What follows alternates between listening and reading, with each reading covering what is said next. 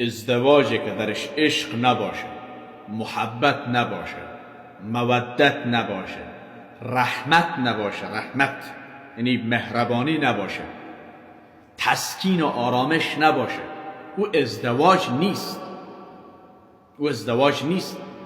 الله سبحانه و تعالی می فرماید و من آیاته ان خلق لكم من انفسكم ازواجا لتسكنوا الیها و جعل بینکم مودة و رحمه ان فی ذلك لآیات لقوم یتفکرون. این آیت صریح قرآن است. در این آیت ازدواج را، یعنی سه قاعده اساسی ازدواج را الله تبارک و تعالی بیان میکنه. اولش میگه از نفس خودتان برای شما همسر را آفریدم، یعنی همسرت وجود خودت است. اگر او را احترام کرده خودت احترام کردی، اگر به او مهر ورزیدی به خودت مهر ورزیدی، اگر او را حرمت کردی به خودت حرمت کردی، اگر به او عشق ورزیدی به خودت عشق ورزیدی، اگر او را توهین و تحقیر کرده خودت توهین و تحقیر کردی، چون از نفس واحد آفریده شد.